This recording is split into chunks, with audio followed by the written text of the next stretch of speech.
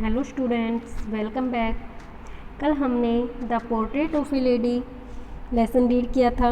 कल हम हाफ ही lesson read कर पाए थे। आगे का लेसन आज हम अपनी वीडियो में रीड करेंगे। आप इस वीडियो को केयरफुली देखिए और इस लेसन को समझने की कोशिश कीजिए, ताकि जब भी मैं इसकी क्वेश्चन कंप्रीहेंशन के क्वेश्चंस और समरी करवाऊंगी तो आपको उसे लर्न करने में, समझने में आसानी रहेगी। तो कल हमने देखा था कि जो दादी माँ थी, जो लेखक की दादी माँ थी, वो बहुत ही बूढ़ी औरत थी। उसके चेहरे पे झुर्रियाँ थी बहुत सारी, और वो हमेशा अपने हाथ में एक माला रखती थी और उसके जो मोती थे, मन के थे, उनको जाप करती रहती थी। वो हमेशा भगवान की प्रार्थनाओं में व्यस्त रहती थी। लेखक उसके साथ बचपन में बहुत अच्छे आराम से रहता था, लेकिन जैसे ही वो शहर गए अपने माता पिता के पास, तो उनके जो रिलेशन में थी वो दूरियां आनी शुरू हो गई थी। अब जो लेखक था वो अपने स्कूल भी बस से जाता था, अब वो दादी माँ के साथ स्कूल नहीं जाता था, तो इससे उसकी दादी माँ भी उससे थोड़ा सा दूर हो गई थी। तो हमने देखा था कि यहाँ पे जब दादी माँ पहले गांव में रहती थी तो वहाँ पे बहुत सारे कुत्ते होते थे जिनके लिए वो सुबह रोटियाँ लेकर जाती थी। लेकिन जब से वो शहर में आए हैं वहाँ पर कुत्ते नहीं होते हैं, इसलिए दादी माँ चिड़िया को रोटी जो डालती है उनको खाना खिलाती है, जो कि उसके लिए सबसे ज़्यादा खुशी का टाइम होता है। वो पूरे दिन में से वही एक हाफ आवर होता है जिसमें वो बहुत ज़्यादा खुश होती है। अब आगे देखिए, when I decide to go for abroad for further studies. Abroad मतलब यहाँ पर विदेश के लिए है, दूसरे देश में लिए, कि जब मैं दूसरे देश में अपने विदेश जाता हूँ, विदेश जाने के लिए मैंने डिसाइड किया, निर्णय लिया कि मैं अब आगे की जो अपनी पढ़ाई है उसको विदेश में पूरा करूँगा। आई वॉज श्योर, मुझे विश्वास था, my grand mother would be upset. Upset होती है दुखी, कि मेरी जो दादी माँ है वो अपसेट हो जाएगी। I would be away for 5 years. मैं 5 साल के लिए उनसे दूर जाने वाला था। एंड एट हर एज, और उनके जो आयु थी, one could no ever tell, कोई नहीं बता सकता कि क्या होने वाला था। But my grandmother could, लेकिन जो ये कहता है कि जो उनकी एज थी, इतनी बूढ़ी हो चुकी थी कि वो शायद इस बात को सहन नहीं कर पाती, उन्हें एक अजीब सदमा लगता, लेकिन मेरी दादी माँ ने ये करके दिखाया। उन्होंने अपनी भावनाओं को उजागर नहीं होने दिया। She was not even sentimental, और वो बिल्कुल भी भावुक नहीं हुई। She came to leave me at the railway station, वो मुझे रेलवे स्टेशन पर छोड़ने के लिए आई। बट डिड नॉट टॉक, लेकिन उसने कोई बात नहीं की, और शो एन इमोशन, और ना ही कोई भावना दिखाई। हर लिप्स मूव्ड इन प्रेयर, उसके जो होठ हैं वो प्रार्थना में ही चलते रहे, प्रार्थना करते रहे। Her mind was lost in prayer, उसका जो मन था वो भी प्रार्थनाओं में खोया हुआ था। Her finger were busy telling the beads, उसकी जो उंगलियां थी वो मनकों को घुमाने में बिजी थी, व्यस्त थी। Silently she kissed my forehead, और चुपके से उसने मेरे माथे पर किस किया, एक चुम्बन दिया। वहन आई लेफ्ट, और जब मैं गया, आई क्रेस्ड the most important as perhaps the last sign of physical contact between us. वो कहता है कि जब उसने मुझे चुम्बन किया तो मुझे महसूस हुआ कि शायद हमारे बीच में ये जो फिजिकल शारीरिक संबंध का आखिरी निशानी है, क्योंकि उसे लग रहा था कि अब जब मैं वापस आऊँगा तो शायद मेरी दादी माँ जिंदा नहीं रहेगी। But that was not so, लेकिन ऐसा नहीं था। आफ्टर 5 ईयर्स, 5 साल बाद, आई केम बैक, मैं वापस आया होम घर, and was met by her at the station, और मेरी दादी माँ मुझे स्टेशन पर ही मिली। She did not look a day older, वो आज भी वैसी ही दिखती थी जैसा कि मैं उसे छोड़ कर दिया था। वो एक दिन भी बड़ी नहीं दिख रही थी। She still had no time for words, आज उसके पास बातों के लिए शब्द नहीं था, वो कुछ नहीं बोली। And while she clasped me in her arms, और जब उसने मुझे अपनी बाहों में लिया, I could hear her reciting her prayers, मैं उसे अपनी जो प्रार्थनाएं हैं उनको गाते हुए सुन सकता था। जब वो मुझे अपने गले से लगाती है तो मैं उसकी आवाज़ को सुन सकता था। Even on the first day of my arrival, जब मेरे पहुंचने का पहला दिन था, जिस दिन मैं पहुंचा, her happiest moment were with her sparrows whom she fed longer and with frivolous rebukes। frivolous rebukes का मतलब क्या है? frivolous होता है झूठी मोटी, rebukes मतलब डांट फटकार, किसी को लड़ना डांटना। तो वो कहता है जिस दिन मैं वापस आया उस दिन भी मेरी जो दादी माँ का जो सबसे हैप्पीएस्ट मोमेंट था, उस समय दोपहर के टाइम में आता हूँ जिस समय मेरी दादी माँ चिड़ियाओं को खाना खिलाती है, और वो कहता है उस दिन वो सभी चिड़ियाओं को झूठा मूठा डांट रही थी और उन्हें बहुत देर तक खाना खिलाती रही थी। इन the evening A change came over हर, शाम के समय उसमें एक चेंज आता है, अर्थात शाम को उसकी तबीयत थोड़ी ख़राब हो जाती है। सी डिड नॉट प्रे, शाम को उसने कोई प्रेयर नहीं की, कोई प्रार्थना नहीं की। She collected the women of the neighbourhood, कि जो शाम को उसने अपने मोहल्ले की जो औरतें थी उनको इकट्ठा किया। गोट एन ओल्ड ड्रम, उन्होंने एक पुराना ड्रम लिया एंड स्टार्ट टू सिंग, और गाना शुरू कर दिया। For several hours she thumped the sagging skin of the dilapidated drum. Dilapidated मतलब जिसकी स्किन बहुत ही लूज हो चुकी है, जैसे ड्रम आपने देखे होंगे उनमें स्किन होती है, वो बिल्कुल लूज हो चुकी थी। द सैगिंग स्किन, सैगिंग भी ढीली पड़ चुकी। तो कहती है कि उन्होंने अपने मोहल्ले की औरतों को इकट्ठा किया और एक पुराना टूटा फूटा ड्रम लिया जिसको कि वो कई घंटों तक लगातार बजाते रही।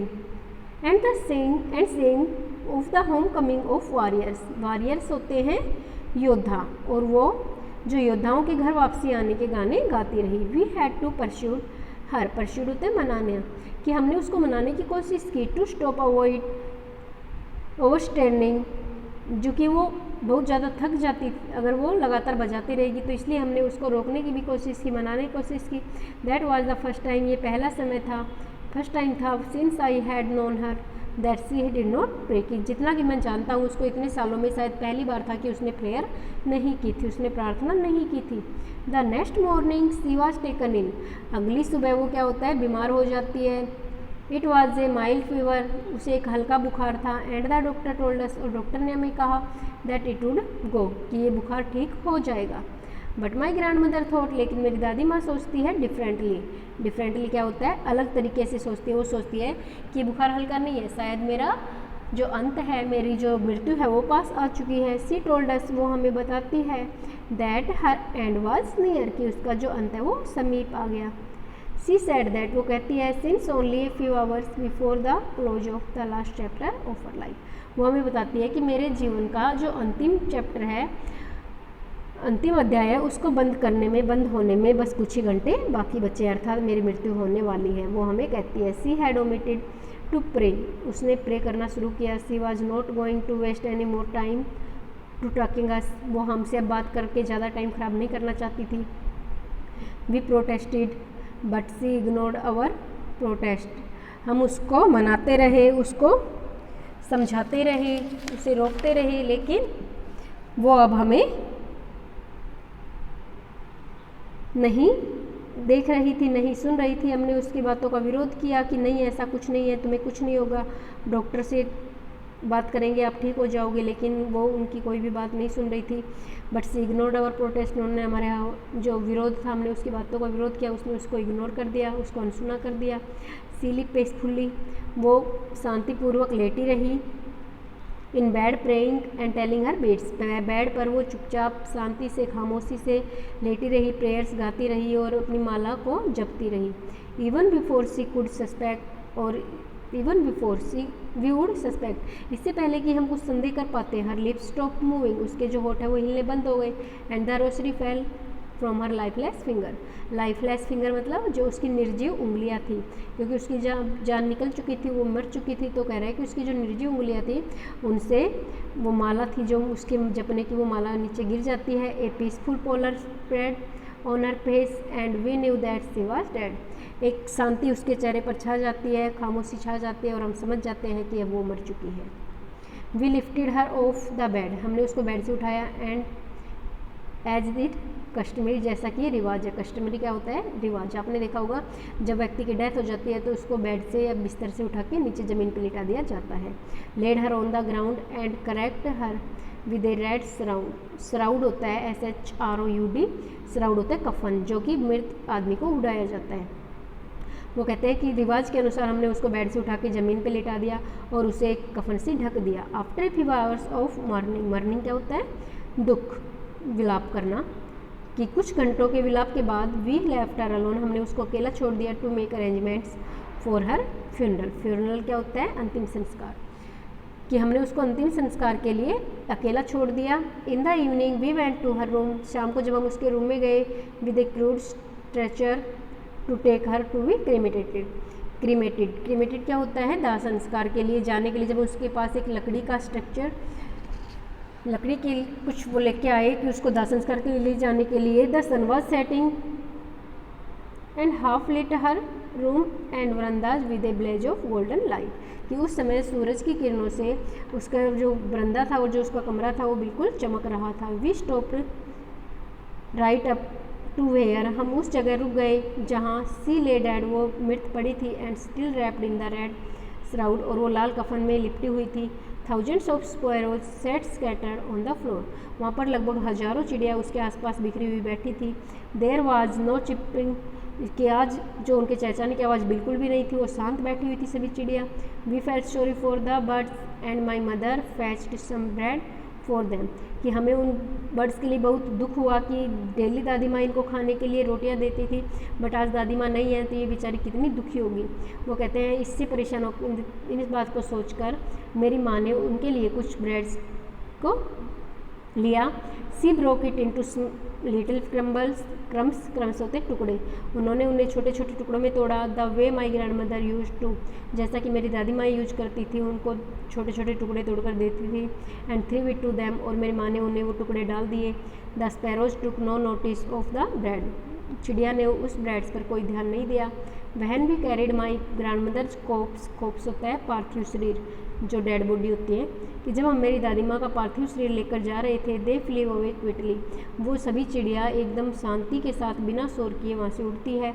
Next morning the sweeper swept the bread crumbs into the dustbin, अगली सुबह जो स्वीपर आता है और वो सभी जो ब्रेड क्रम्स होते हैं उनको डस्टबिन में डाल देता है। तो ये थी हमारी story the portrait of a lady written by Khushwant Singh. आप इस लेसन को अपनी बुक्स में से रीड कीजिए और इसके हिंदी को समझिए, जिससे कि आप जब क्वेश्चन आंसर करोगे इसके कॉम्प्रिहेंशन के, तो आपको उन्हें करने में आसानी रहेगी। Thanks, have a nice day.